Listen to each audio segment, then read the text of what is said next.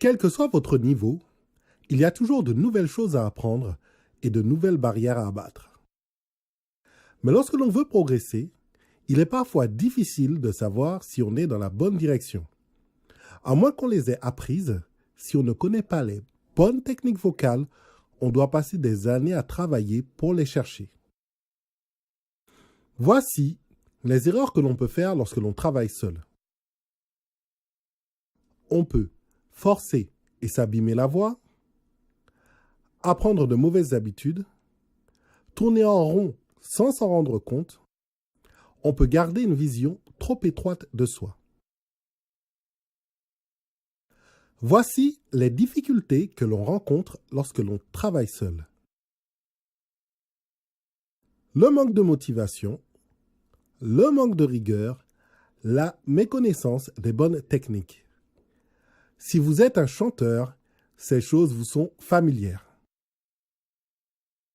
L'apprentissage des meilleures techniques est donc essentiel pour donner le meilleur de soi-même. Chanter avec aisance, en évitant les couacs de la voix et comprendre les techniques des stars de la voix.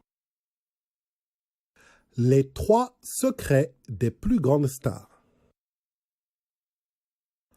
Entrons dans le détail de l'art du chant pour comprendre ce qui fait un chanteur efficace.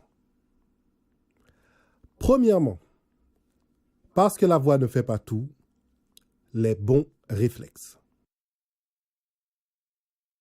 Tous les chanteurs seront d'accord avec moi. Pour toucher son public, il faut savoir sortir de la technique consciente pour se concentrer sur d'autres aspects, c'est-à-dire le scénique, l'émotion, la musicalité. Car dans la réussite d'une prestation, la voix ne fait pas tout. C'est la raison pour laquelle il est préférable d'avoir des réflexes positifs bien installés dans la voix lorsqu'on interprète une chanson. C'est le rôle de la rééducation vocale. Elle utilise des vocalises qui aident la voix à s'habituer puis à adopter des mécanismes efficaces. À force de répéter les mêmes mouvements vocaux, de bons réflexes s'installent petit à petit dans la voix. L'efficacité des vocalises dépend de leur précision. On imagine trop souvent qu'en faisant des la, on aura un résultat. Mais en réalité, chaque type de vocalise a un but. Et sans la connaissance précise de ce but, on peut perdre véritablement son temps. Deuxièmement, comprendre et maîtriser sa voix. Une chanteuse de soul me disait dernièrement qu'il y a des choses qu'elle n'arrive pas à faire à tous les coups.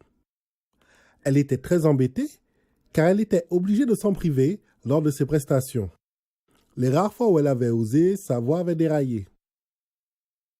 Lorsque l'on chante sur scène, il est important de maîtriser ce que l'on fait parce qu'on s'expose.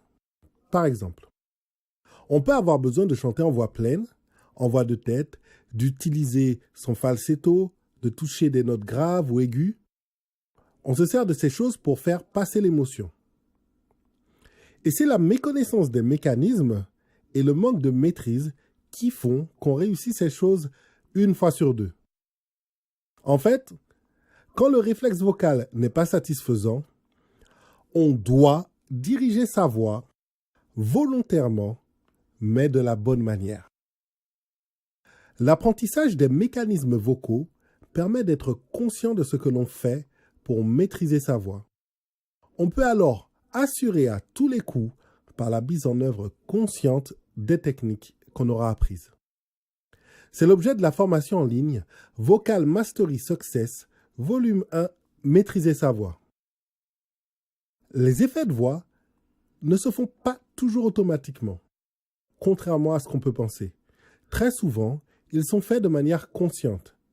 Le chanteur efficace combine les points 1 et 2 pour avoir une parfaite maîtrise de sa voix, c'est-à-dire les réflexes et la maîtrise des mécanismes.